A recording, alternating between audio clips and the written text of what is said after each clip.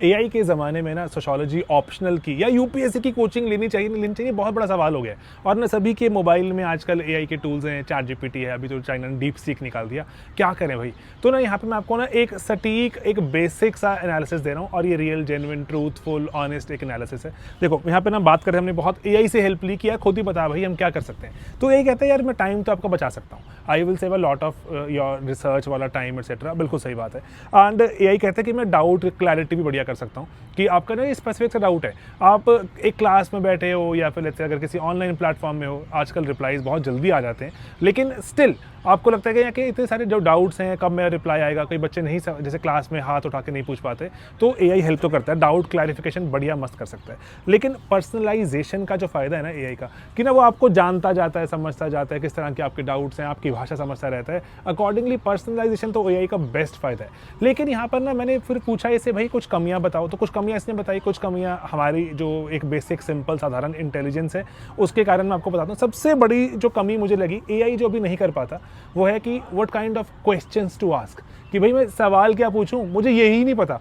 जब मुझे नॉलेज ही नहीं है कि कैसे क्या क्या सिलेबस में कंटेंट है, क्या चीज़ें मुझे जाननी चाहिए, क्या पढ़नी चाहिए, समझनी चाहिए, मुझे पता ही नहीं है, तो मैं सवाल भी मेरे मन में उत्पन्न ही नहीं होते। अब मैं बिल्कुल ब्लैंक शीट में क्या सवाल होंगे, ये बहुत बड़ा डाउट है। तो एआई इसमें आपको बहुत ज़्यादा हेल्प नहीं कर पाता। आप सवाल पूछोगे जवाब दे देगा, लेकिन सवाल ही नहीं पता, दिक्कत हो जाती है। तो एक मुझे बहुत सी चीज़ लगी। देन ना इन्फॉर्मेशन ना राइट है रॉन्ग है, ये बहुत बड़ा डाउट है कि इन्फॉर्मेशन ना बहुत बार आप एआई जीपीटी तो पर्टिकुलरली इसके लिए बदनाम हो चुका है ना बहुत ज़्यादा, कि आपने उसको बोलो कि अरे ऐसे तो कुछ था, वो बोलता है बड़े कॉन्फिडेंस से बताता है कि ये देखो ये आंसर है। आप बोलते हो कि अच्छा आर यू श्योर, फिर बोलता है oh on second thoughts I found out कि ये इसने नहीं कहा था, वो उसने कहा था, एंड ऑल।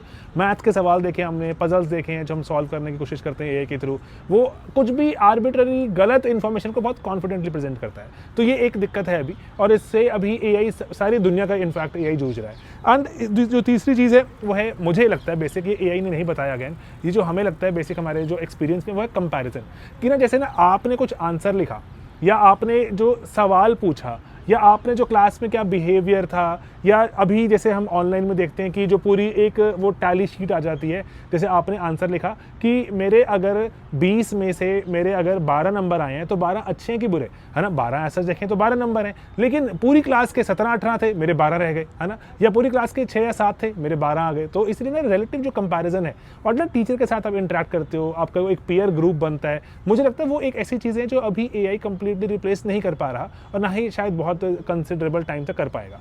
तो इसीलिए ना जो ये ह्यूमन के जो एस्पेक्ट है ना, कि जो आपको समझ के जो बता पाता हूँ मैं आपको, या फिर आपको टीचर आपको बता पाएगा कि अरे भाई आप ना अभी इस लेवल पे ऑपरेट करो, लेवल यहाँ लेके जाना, रैपिडली करो थोड़ा सा, क्योंकि यूपीएससी ने तो एक टाइम दे दिया हमें कि इस दिन आपका प्री होगा और इस दिन मेंस होगा, उसी के भीतर ही हमें अपनी स्पीड तेज़ और ज़्यादा करनी है ना, स्लो और फास्ट करनी है। तो इसीलिए बस एक ही चीज़ रहती है कि आपके रिलेटिव, कि आप बाकियों के मुकाबले कितना तेज़ हो, कितना स्लो हो, और बाकी कितना आगे बढ़ चुके हैं, क्योंकि एक एग्जाम है ना, हमें रैंक निकालना है यहाँ पर।